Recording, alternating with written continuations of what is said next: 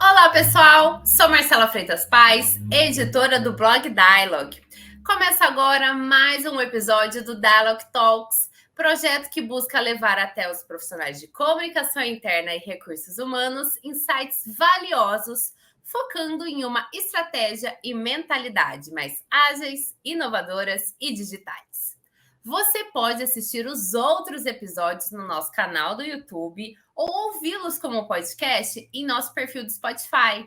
Não deixe de nos acompanhar nessas redes para não perder nenhum conteúdo, hein? Deixamos os links aqui na descrição. Hoje falaremos sobre uma das grandes tendências da área de comunicação interna que veio para ficar: a mensuração. De acordo com um estudo da Aberge do ano passado, 65% dos profissionais de comunicação enxergam a mensuração e a análise como prioridade. Mesmo com um número tão expressivo, muitas organizações ainda não sabem como mensurar, ou ainda pior, não entendem o porquê fazer isso. Então, como fazer essa mensuração? Ferramentas como aplicativos de comunicação interna ou redes sociais corporativas podem ser o carro-chefe e, ao mesmo tempo, o braço direito da estratégia e planejamento da área e da empresa como um todo? Quem nos responde essas e outras perguntas é a professora da ESPM e fundadora da MakeMake, a Casa da Reputação, Tatiana Lins. Seja bem-vinda ao Dialogue Talks. Oi, Marcela, bom dia a todo mundo. Não sei que horas vocês vão me escutar, mas a gente está gravando e é bom dia agora. Então, sejam todos bem-vindos à nossa conversa. É um prazer estar aqui com vocês. Perfeito, amei, já amei. Vamos começar então. Primeira pergunta: para fazer mensuração na comunicação interna, basta começar? Precisa de planejamento e adaptações na estratégia da área? Olha, eu acho que basta começar, porque se a gente ficar protelando, dizendo, esperando o momento perfeito, o budget perfeito, a gente não começa. Então, basta começar. Claro que ter recursos é ótimo quando a gente tem recursos. Claro que é ótimo quando a gente consegue já começar a fazer um trabalho a partir de um diagnóstico mais robusto. Mas, se essa não é a sua realidade, comece mesmo assim, porque isso pode também te dar força e insights para fazer o seu projeto de forma mais elaborada. Então, simplesmente comece. Hoje a gente tem várias ferramentas gratuitas, assim, né, que a gente pode já usar, que já estão incorporadas nos nossos pacotes de trabalho do dia a dia. Então, simplesmente comecem. Perfeito. Na sua opinião, quais são as métricas que comunicação interna precisa ter no radar como prioridade? Olha, o que eu vejo muito é as pessoas fazendo métricas de volume e métricas de vaidade. Eu sou contra esse olhar. Eu acho que as métricas de volume, quando você só está lá dizendo quantos newsletters você fez, quantos e-mails você disparou, quantos não sei o quê, aquilo dali, ela mostra que você está trabalhando muito, mas não necessariamente que você está sendo eficiente. O que eu quero dizer com isso? Eu acho que o mais importante é a gente ir atrás de métricas que consigam mensurar o engajamento, a mensagem-chave que você quer passar. Tá. E aí a gente tem um problema na comunicação interna em muitos lugares, que é a obesidade de informação. São muitos canais que não são lidos por todo mundo, não são, sabe, tipo, a galera fica trabalhando insanamente, mas aquela comunicação não está chegando de forma efetiva e comunicando realmente. Então, ou ela tem um discurso muito chapa branca que não envolve, que não engaja, ou, enfim, ela está falando sobre temas que não são os temas que o público quer saber, né? Então, eu acho que, em primeiro lugar, a gente tem que pensar que, ok, métrica de volume, de vaidade, tipo clique, like e compartilhamento, enfim, essas métricas não necessariamente querem dizer que a nossa mensagem está sendo passada para os públicos. Então, eu sou a favor de métricas de engajamento mais profundas. E aí, o que eu quero falar com isso, né? Quando eu digo de métricas de engajamento mais profundas, como que eu tangibilizo isso? é o quanto que a pessoa está realmente sendo embaixadora daquela mensagem que você quer passar. Aí sim, se ela é capaz de replicar, se ela tem repertório para replicar aquela mensagem-chave que você está passando. Então, é legal fazer aquela métrica de você compreendeu? Quanto você se sente apto a replicar esse conteúdo? Você se sente engajado? Você acha que esse conteúdo é verdadeiro? Você acha que esse conteúdo reflete a realidade da empresa? Eu acho que isso vai dar insight para uma comunicação interna mais efetiva. Perfeito. Realmente são métricas que envolvem a voz ativa do colaborador, né? Não só ele consumir passivamente essa comunicação e ele também se tornar agente da comunicação, pelo que eu estou entendendo. Exatamente, ele agir, porque eu trabalho reputação, né? Assim, eu sou uma consultora em reputação. E o meu olhar é que todo mundo é responsável pela reputação da empresa. Entende? Então, todo mundo tem que estar apto, porque quando você fala, o público interno é o principal drive de reputação de uma empresa. É o público interno que vai falar sobre a empresa para os seus amigos, para o médico, na escola do filho, enfim. É nas interações sociais que aquela informação circula. Né? E esse é o tipo de informação que tem mais credibilidade com as pessoas acreditam na informação que vem de alguém que trabalha numa empresa, que está lá no dia a dia da empresa. Então, essas pessoas precisam estar alinhadas às mensagens-chave da empresa. Perfeito. A próxima pergunta, eu queria saber como a área de comunicação interna pode, então, usar os dados dessa mensuração para mostrar o seu poder estratégico dentro da organização. Menina, a comunicação interna, eu acho que ela é forte. A grande força dela é para a cultura corporativa. Ela se torna estratégica quando ela consegue fazer um trabalho legal de engajamento a uma cultura corporativa desejável. Então, ela trabalha junto com o RH, sim, e ela não, enfim, não tem como a gente pensar numa comunicação que não esteja dentro desse pensamento de fortalecimento de cultura. E aí, o que a gente ganha com essa comunicação interna mais forte? A gente ganha um menor turnover de funcionários, a gente vai ter ali funcionários que vão ficar mais tempo na casa, a gente tem um custo de atração de talentos menor também, porque a gente vai ter funcionários como embaixadores daquela marca. Tem uma série de fatores ali que levam a um poder estratégico dessa comunicação interna, mas eu acho que o maior de todos é esse fortalecimento da cultura. Perfeito. E você acha que as métricas podem ajudar a direcionar a área de comunicação interna a realmente vender esse poder estratégico que existe? Sim, porque se você tem métrica, você sabe de onde você partiu e onde você está chegando. Então, você vê qual é o caminho que você precisa percorrer.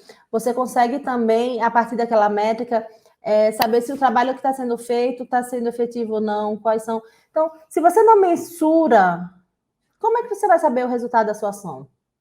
Vai ficar fazendo equivalência de mídia? Vai ficar fazendo equivalência de quantas pessoas leram aquilo? Tipo, não é bem isso. Você precisa mostrar que aquele trabalho trouxe resultado. E aí você só consegue mostrar que aquele trabalho trouxe resultado se você estiver acompanhando métricas, se você tiver como mostrar aquilo em números, ainda que de forma intangível a gente tem métricas que são quali e tem métricas que são quanti. Então você também consegue fazer métricas né, de forma quali, de compreensão, enfim, de percepção, principalmente. Sim, que é muito importante realmente entender se a informação passada foi absorvida mesmo, né? Não passou só paisagem, né? E aí a gente consegue ter, por exemplo, se a gente está fazendo uma campanha de acidente, digamos, né, prevenção de acidentes, a gente vai ver ali, vai ter uma métrica concreta da diminuição de acidentes naquele período ou após aquela campanha, de afastamento de horas de funcionários, enfim, tem várias métricas que a gente pode usar ali, e até mesmo de custo, quanto que aquilo representou de economia para a empresa. E sempre, gente, sempre a comunicação vai custar menos do que a crise, né, lá na outra ponta. Isso é verdade. Quarta pergunta, eu queria saber se a rede social corporativa ou aplicativo de comunicação interna pode ser um carro-chefe da área e da mensuração do departamento, e como isso pode ajudar outras áreas. Eu acho que sim, mas eu tenho uma ressalva para isso. Porque eu acho que a tecnologia mais importante já criada é o diálogo. Então, sabe, a ferramenta, ela tem que ser uma ferramenta que promove conversas. Ela tem que ser uma ferramenta que aproxima as pessoas e que dá abertura para o diálogo. Então, se é uma ferramenta que só está sendo usada como um veículo de mão única, ela não é uma ferramenta efetiva. Se ela é uma ferramenta que abre a possibilidade para o diálogo, ela é uma ferramenta efetiva. Né? Porque ela diminui barreira, ela aproxima as pessoas, ela diminui o silêncio na empresa, faz com que as pessoas se sintam mais próximas e mais à vontade. Então, a gente tem que usar a tecnologia a nosso favor, sim, para que haja mais diálogo, para promover mais conversas.